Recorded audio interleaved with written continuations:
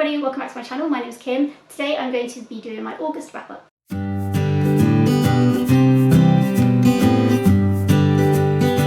Before I wrap up August, I'm just going to talk about the X Book Club, which is currently in its first session. That's not the right word. Anyway, it's in its first round, maybe that's a better word, up until the end of October, where we're reading 2 books to do with the environment. We're reading The Future We Choose and also Unbowed. I never really know how to pronounce Unbowed, if that's right or not. But anyway, I'll link my introduction video for that down below if you want to hear more about the books.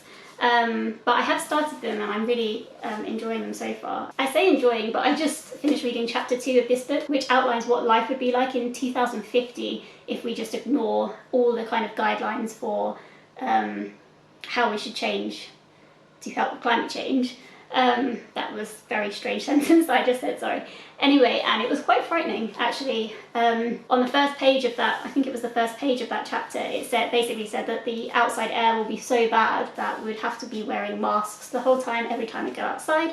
And as we know, wearing masks at the moment has caused huge kind of pushback by people who really don't want to wear masks. So if anything's going to drive you to fight against climate change, that might be the one to convince people, because they've had direct experience of the effects of having to wear masks outside. It was obviously talking about worst case scenario if we do nothing, and the next chapter is going to be best case scenario if we actually do what we need to do to reduce the rise in temperature of the earth.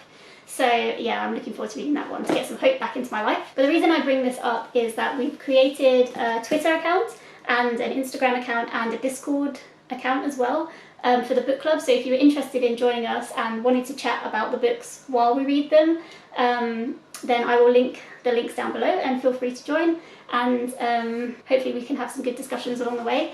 Me and Hannah are going to have a live show as well at the end of October, so we will be doing a live show as well if you wanted to just kind of see our thoughts at the end. Anyway, I hope some of you guys would like to join in, and if you do, the social media is down below. Okay, that aside, so into my August wrap up. The first book I finished, I think it was the first book I finished, it might have been the second book, I can't remember now, but was Small Island by Andrea Levy, and I also finished Assassin's Quest by Robin Hobb, which is the 3rd book in the Farsi trilogy, and I already filmed my thoughts on both these books, and because I did it closer to the time of finishing the books, I'm going to insert the footage here rather than try and do it now like a month down the line where I've forgotten some stuff. So I will include it now. And the first one I finished was Small Island by Andrea Levy, and this book was so good. I really liked this book a lot. I can highly recommend that. I'll say that straight off the bat. So this book follows 3 people, characters mainly. It's written from 3 different points of views. Actually, it's written from 4 different point of views, sorry. So you're mainly following Gilbert, Hortense and Queenie. So Gilbert and Hortense are both from Jamaica, and they end up moving across to the UK after World War II. Queenie is English, and she ends up being the landlord of Hortense and Gilbert. And basically this is a historical fiction that's set just after World War II, but there's lots of flashbacks before. So you see Gilbert joining the RAF and going off to fight for Britain in World War II. And you see just how terribly people of colour were treated at this time. This was really eye-opening to me. There was a lot in here that I didn't realise. There was a particular scene where an American base had taken over like a British town. And there was a lot of enforcing segregation between black and white people because it was so segregated in America. That was brought over here by the American forces, and I didn't know anything like that happened, so that shocked me for a start. All the kind of things it touches on, the way the British treated Jamaicans that came across to live in the UK after World War II, and how white people were protesting against black people moving into their roads and into houses down their roads and things like that, and learning about the war and everything. Although that's very dark kind of matter, this book is still really funny. Like, Gilbert is such a funny character. I absolutely love him. He's one of my favourite characters I've ever read about. It is so great. And Hortense is just a joy to read from her perspective as well.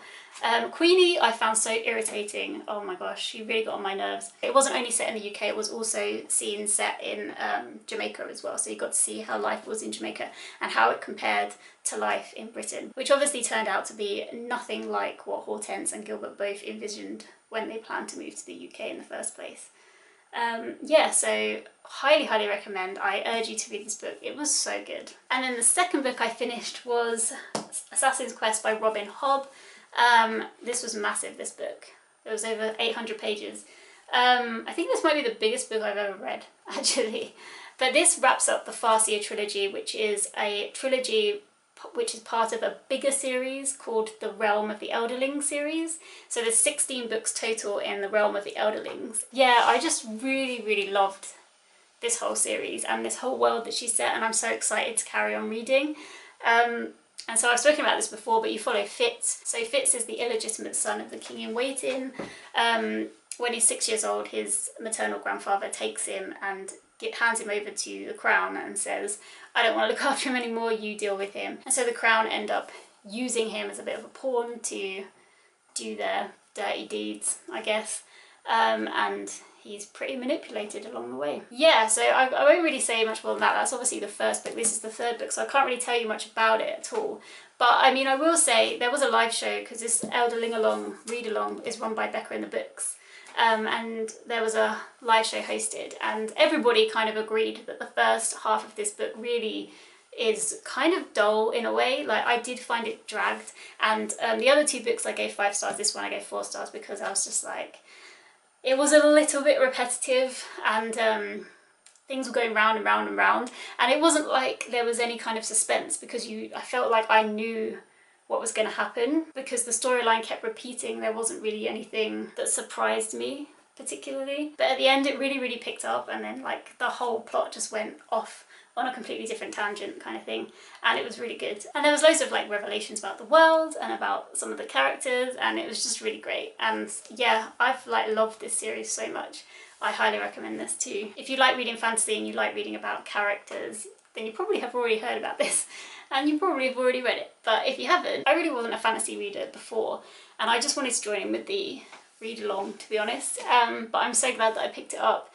Like, it's so depressing, I'm not gonna lie to you, and there's like a lot of terrible things that happen in this, and a lot of trigger warnings that come up in this book. The next trilogy that we read with Fitz in isn't the next trilogy, it's the one after. So the next trilogy that we're reading is completely different characters and storyline, and it's set in the same world but in a different place.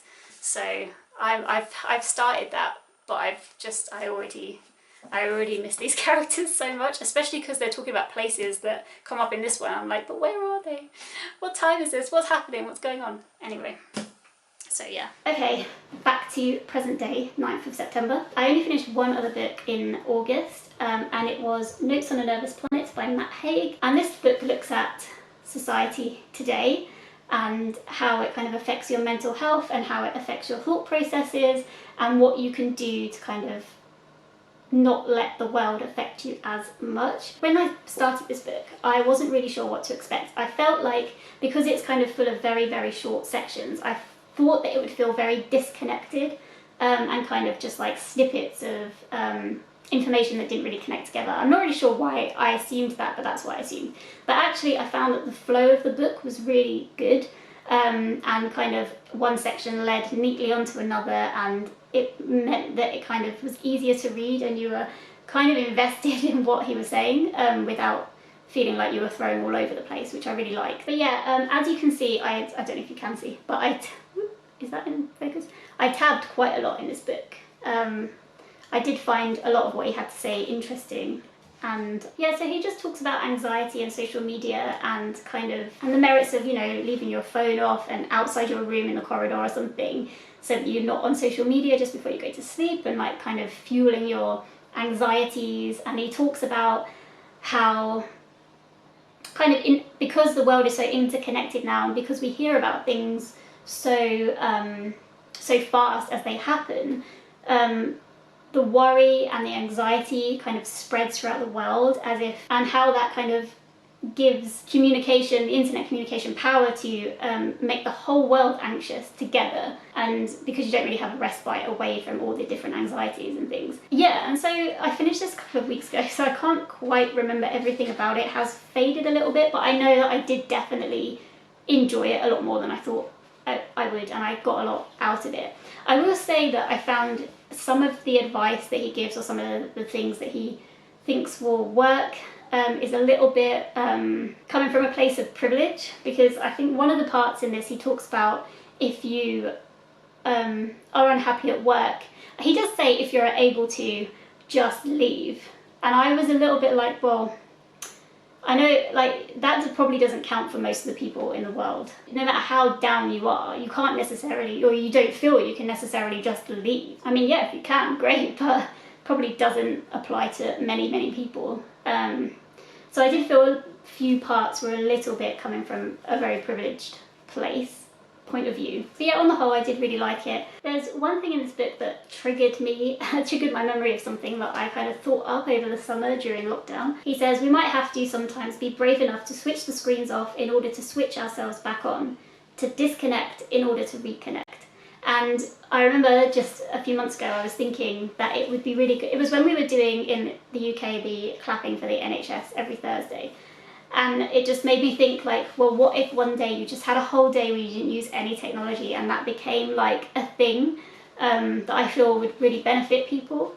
Obviously, like, so much is online now, so realistically I'm not sure people would buy into that concept, but I might give it a go just to see if, you know, no TV, no internet, no nothing, just sit down with a book, put some candles on, like, obviously you can put lights on and stuff, I don't mean going completely OTT with it, and, you know, cooking and things like that with electricity, I don't mean completely shutting down, but I think in my head it would just be interesting to me to just try once a week, one day, nothing, no computer, no TV, and just see what happens and see if you feel calmer at the end of the day. So I might give it a go and let you know how it is, but on the other hand, I think I'll have a hard time convincing my partner to do it, so we'll see. But yeah, that just kind of triggered that. And the other thing that triggered me was when I was reading this book, something he said which I didn't actually highlight, but it triggered a memory that I have of someone I used to work with who gave me this advice when I was worrying about everything and I was really panicky about something at work and was having a hard time with something. He would say to me, you know, you really have to kind of step back and think about, first of all, if this thing happens the worst way possible, are you still going to worry about tomorrow? And if the answer is yes, okay then, well, are you going to worry about it in a week's time if the worst actually happened? And if the answer is yes, then think about in a month's time, and then think about in a year's time, 5 years' time, 10 years' time. And you'll probably get to a point where faster than you think, like, actually, I'm not going to care about this in a year's time. So it kind of reduces anxiety down a little bit when you look at it like that. At least it did for me when he gave me that advice. Yeah, so I really did enjoy this one in the end, and I would recommend it. Okay guys, that's everything from me this month. I only read 3 books, sadly, but I really enjoyed all 3 of them, so that is good news. I especially enjoyed Small Island, so I think if you're going to read any book on this list, Small Island is the one I really think you should pick up. It was so good. And the audiobook was brilliant as well. I really liked it. Okay, so anyway, that is everything from me, and I will see you in the next one.